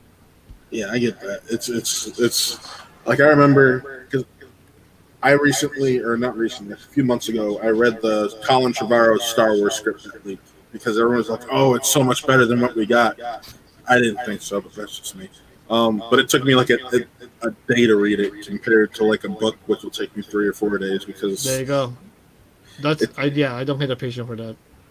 It's almost like watching a season movie, a TV show. You sit there for hours and hours to watch it, and then you had to fast forward the part that's boring.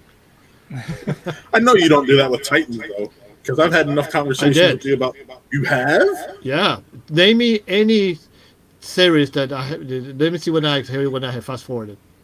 Wow. The Boys season 2. I just fast forwarded the first two couple seasons. Especially, I was so pissed at one point when between the girl, I can't remember her name, speaking Japanese with her brother on season 2, and there's no subtitles because you had to turn on the caption. You can see the subtitle. They had to turn it off. They get for the rest of the English dialogue. That turned me off too. So have you watched all the Boys season or what we've got of it so far? Yeah, 3 seasons. I fast forward the second season a little bit more, and then fast forward the third season. Every time they speak in Japanese, there's no subtitle. I'm tired of turning on the caption. In that third episode, what did you think of that whale scene? Stupid. First of all, I was when we got to the shore, I was like, how the heck did the whale jump out to the shore or swim up the shore like that? There's not enough water for it to jump up. And then the boat killing. You didn't like them sitting in whale guts? That's cool though. I think that was cool. I just think that the Deep is stupid. Yes, the Deep is stupid. Yeah, it's a very stupid actor. Not actor. Superhero. Character. I give him respect because he's a spoof on Aquaman. I was talking to someone earlier. They're like, of course they had to name the freaking whale. He's like, oh, is this writing? Insert name here. Lucy. Yeah, Lucy. That's what it was. I was just writing Lucy, and then they came in. And I was like, are you kidding me? You named the freaking whale? Yeah, that was in my back of my head. Wait. And here's the thing that really got me. They were basically, he somehow got from Sandusky to New York in like the matter of an hour. Yeah, and also they go into the sewer and then show up on the street. I'm trying to connect the dot yet. Yeah, but granted, I love the Boys. It's a really good pop culture pulp thing, but God. And I also have a problem with the main actor. They always call him the boy this, boy that. Oh, he's actually older than most people there. Dennis Quaid's son. I think he's old. Jack Quaid. Don't know his name. Huey, that's his name in the movie. Yeah, Huey is his name in the show. Yeah. Yeah, he looks older than the other two people. Let's see. It's something that I've thought about getting into. Oh, it's partially right up your alley. Just because of their evil. What other episodic films stuff that we have seen that you guys seen that you think that Mandalorian? I also fast forward through part of scene too. See, I can understand fast forwarding through Mandalorian because that is more like the classic Western where it's going to have a slow movement. So name me another one. Okay, so I know you were just watching Stargirl. Hold up, Jack Quaid is actually only 28 years old. He looks like he's 40. I mean, his dad look at the eye bags and look at the cheek here. You know, when he like smiles. Well, no comment. Oh. I love how Johnny says no comment. You know he's okay. Stargirl. I fast forwarded too. Mm-hmm. I mean, if I didn't watch through it, I would fast forward because I can't handle some part of it. What other movies? Series. You were watching Agents of S.H.I.E.L.D. once when I was. Oh, I fast forward that too. That's a bad series, so I can understand fast forward. Even Supernatural, which is my favorite, I still fast forward that. You fast forward through Supernatural? Yeah. Johnny, you're breaking my heart here. Like I said, I mean, I was sad that they're gonna ending the season, the show, but certain parts, it's so predictable. It does a product. It's so every episode is a similar style. Yeah, it is, and you got to remember, it did start off as Creature of the Week show. Yeah. So considering where it came from and where it is now, it's made a huge jump and built this huge following. They did well. I mean, I'm very happy that they see them going that far. But just did you hear the talks that they may give them a singular one-off movie after the series? I heard about that, but I'm not sure whether that's true or not, though. Right? Yeah, no one knows. I wouldn't see who's reporting it. It wasn't. We got this cover. I think it was like EW or something. Yeah. But it's just because they feel like they owe that one big event to send them off. And oh, come on. They did that. They did a Scooby-Doo episode. I enjoyed that show. That episode. That's the Scooby-Doo was fun. episode was hilarious. Oh, yeah. The other one was Lucifer.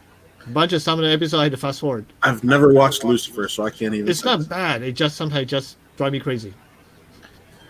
Yeah, my recent watch through of Family Guy, there's episodes that I totally can skip. Is that what we're... no. You only watch Family Guy, BoJack, and American Dad and Cleveland Show. Well, I don't watch Cleveland Show. I just started American Dad for the first time through, so hey, give me a break. I'm trying something new from the creator of the show that I love. But try something new with someone who's not the creator of the show you love. Expand your horizons. My horizon is making film. Okay, you want to expand your horizon? Watch more non-American based films. I was thinking about that. Yeah, you will see a huge difference. I do that actually. Well, European films, Asian films, doesn't matter. Working with Johnny, we definitely do delve into that a little bit when it comes to watching certain things during lunch and stuff like that. Yep. So check this out. Enter the Fat Dragon was really. Enter the Fat Dragon? Wait, what's Enter the Fat Dragon? That was a fun film. That's a stupid fun film. It's a Donnie Yen film. Yeah, it's very stupid. Yeah, I heard about that. He breaks up with his girlfriend, and it causes him to go into a food depression, and then he has to save her. And it was good. It was fun, funny, definitely at times. But I keep seeing that everywhere. I did kind of go on a, hey, did they put either movie in stores yet? So I could go see if I could find it at like Walmart. And I did see Enter the Fat Dragon there. Yeah, they have it at Walmart. I saw it there too. But you can actually get it on Netflix now. I think it's on Netflix. But really a fun movie. Yeah. Okay. So check that out. It was. I might have to give that a watch. I do love Don almost anything. It's Donnie Yen. Donnie Yen is great. He's a great actor. I don't know. I just feel like that movie could be better, but just maybe because the budget or the way they rush it. It felt like a little bit rushed too. And they also sped out the fight scenes more than usual. That's That's a question I wanted to ask you that Keith brought up when he was on. So they sped up some of his fight scenes in Assassin's Creed. Do you know if they sped up any of yours? In whose movie? My movie? Keith said that they sped up some of his fight scenes in Assassin's Creed. Did they speed up any of yours? In every fight sequences, you definitely had to speed up a little bit just to make it more, quote unquote, exciting. If you watch any Hollywood film, they do that too. You don't notice that much sometimes because they just speed up just enough that you don't pay attention to that. Mulan, there's a whole fight sequences they've sped it up. So if you rewatch it, you will notice what I'm talking about. Mm-hmm. Oh yeah, I know. There's definitely some sped up fight sequences, especially that. I felt like the fight sequences, the middle was bigger than the end fight sequence. I agree. It was a letdown ending fight sequence. Yeah, because and spoilers from Mulan, because people need to know this. So the setup for the original, they're at that big celebration at the end of it, and they're fighting while the celebration is going on. and there's like they evacuate the city in this one and all this stuff. I'm like, wait, what? It probably is a budget. They better run out of money for getting all the extras on the temple, the Emperor's palace. Did you like the Ming Na Wen cameo at least? Which one? The Ming Na Wen, the original voice of Mulan. I did not notice that. Sorry. So at the end, when she's walking to the Emperor's palace, she's actually the actress who introduced. Oh, the voice. Yeah, the That's voice. pretty cool. Yeah, so we do have another question. Andrew Lau says, "You guys see Wu Assassin?" No, Yes, I did. I watched the whole season, and again, certain scenes I fast forwarded. Daniel Wu is such a great actor. I follow him in Instagram. And what's the other guy's name? Oh, I can't remember the guy. The guy that played the main lead actor. They're pretty good. They do their fight sequences. I think the first episode is pretty good, and then the one at the abandoned building warehouse with the factory place. That's such a really good fight sequence there too. The ending fight sequence is not bad. It just could be a little better. When they're going to go through the portal, time portal. Okay, Johnny, I got another question for you about fight sequences. What would you say the best fight sequence you've seen in an American? Oh, ouch! I knew it was going to be a toughie. That's why I was like, You know what? The best way to do it. I watch so many American movies, so it's hard to tell which one's best. I think the problem with it is, tell me what movie you're talking about, and I'll see what that. I can name a few. Like, my go-to is always the two Kingsman films. Even though the second one's not as good, that fight scene they have at the end with through Polyland or whatever, or Poppyland. I love that one almost as much as I love the fight scenes in the first one. Any James Bond film. James Bond is more.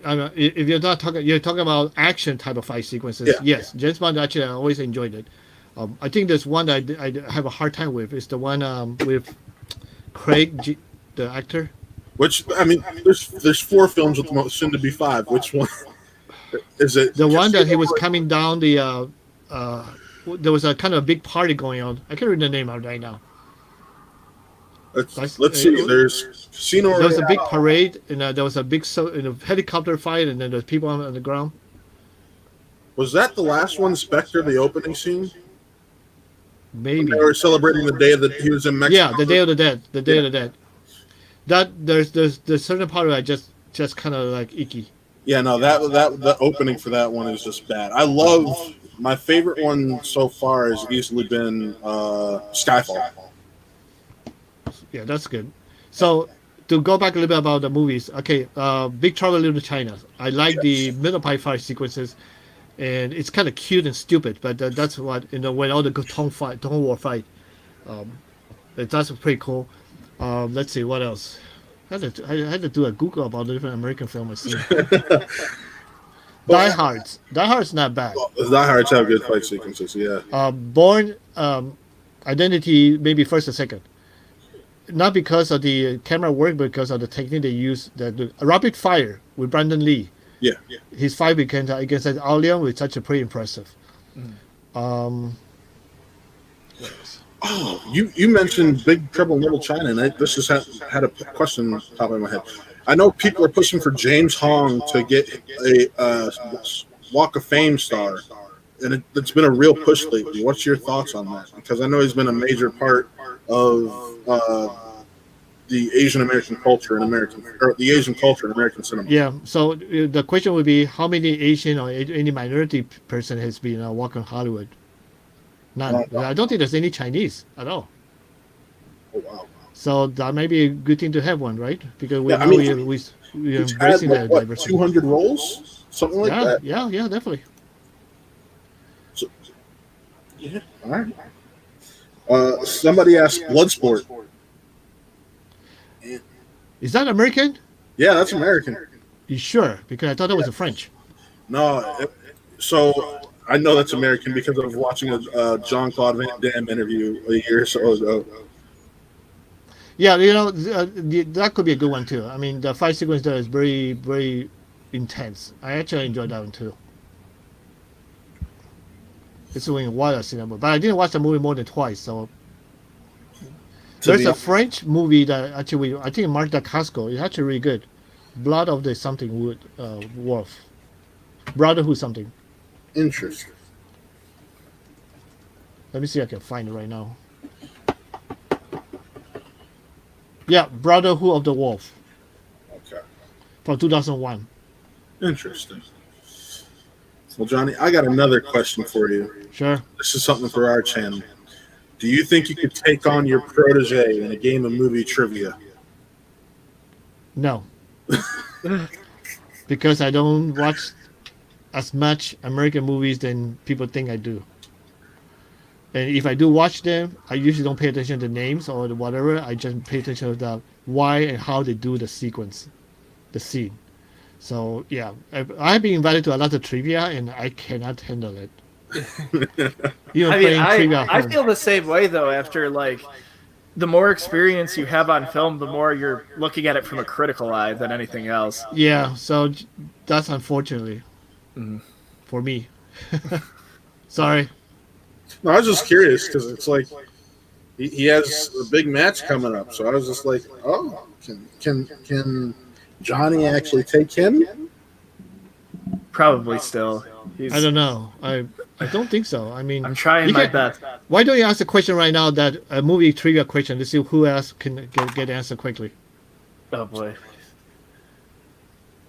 It's cheating if you play in the strengths. I'm not playing the first. I'm trying to think of something that's in the middle.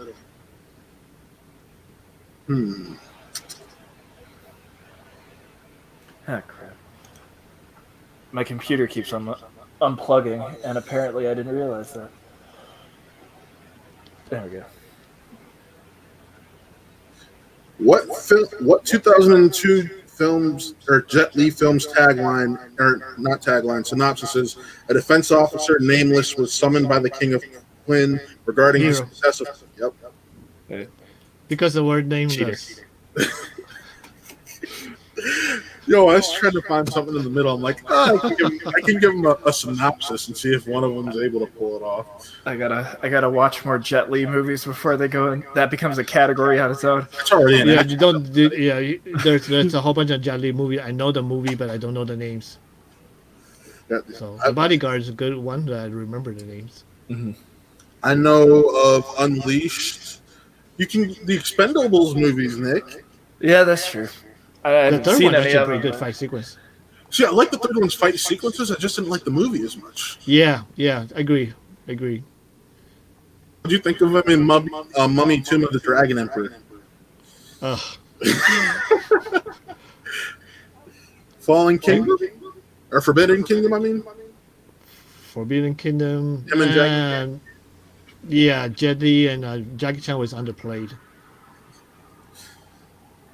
What about Fearless and Unleashed? Fearless, Unleashed. Which one is that one? No, there's two. I just named two: Fearless and Unleashed. Okay, So, Jet Li. Fearless is the Chinese movie, right? Yep. That's not a bad one. I don't remember it. I have to see the cover again to remember it quickly. There you go. Okay, that's actually one of his old movie. Yeah, 2006.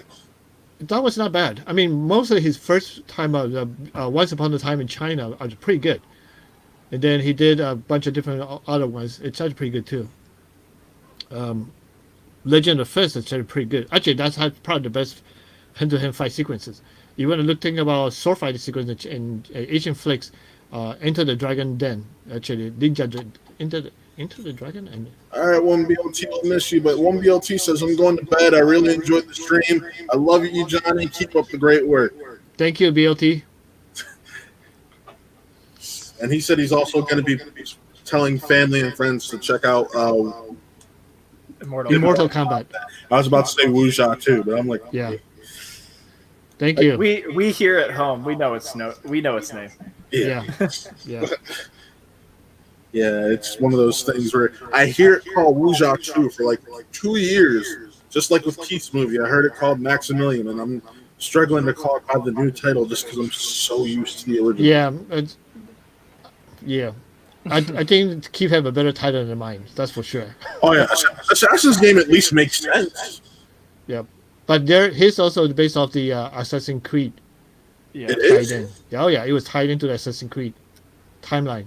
When they were first revealed the new trailer, that's when they put out the movie. So you haven't got the chance to watch it yet. So. As in, they're trying to play off of that. Not that it has anything to do with it. Yeah. Nothing to do with it, just play Yeah. after it. Yeah. Fair enough. Because you had Matt there for a moment, like they put Assassin's Creed in it. Like what? I'm like, Keith was able to get away with Assassin's Creed. Sorry. I was like, He gets away with having a Ninja Turtles arcade machine in it. So See, but arcade machines are a different type of. no, I know. That's like me putting a Star Wars arcade machine in a movie, which will not happen. That's it. Yeah.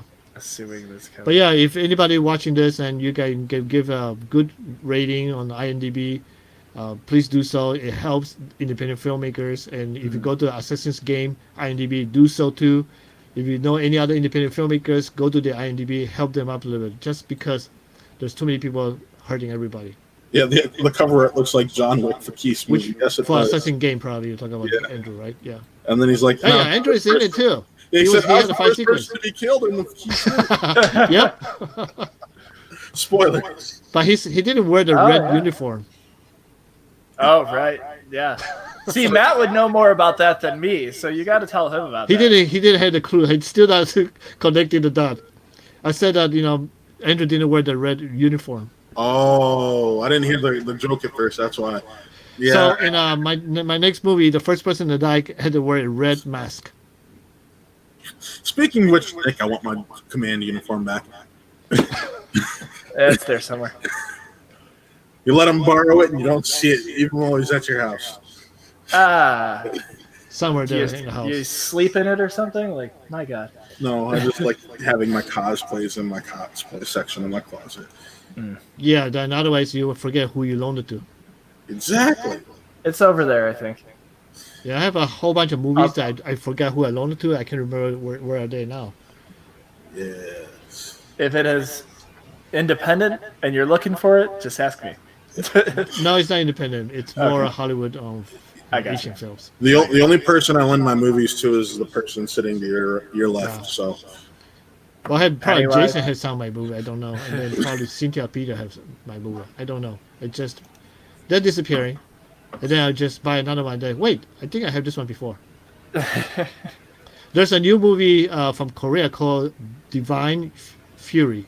It's a kind of horror film. It's worth to check out. okay. Speaking of horror independent films, have you checked out 1BR yet? Not yet. I was Okay. thinking about checking it out, but I haven't had the chance to. Because It's friend on of the Netflix. show, Alok Mishra, that film's had a lot of success since it got added to Netflix just 2 weeks ago. So we're spreading its praise whenever we can and trying to Sweet. bring. It's the independent film thing. I mean, Yep. we're going to do the Yeah, same thing yeah. for Immortal Combat as we did for Assassin's Game, and it's just like as long Yeah, as we can make sure that we get everything out there, because that's what we like to do here is just make sure that everybody knows what's up. Indie when it film comes to gets their independent shake. And thank you. That's why we call it Who Are They? Because we want indie film to be more accepted and spread. So That's always a great thing you guys doing there. I'm hoping that my distributor, that he said that he's going to reach out to Netflix in October to find out whether we can get in.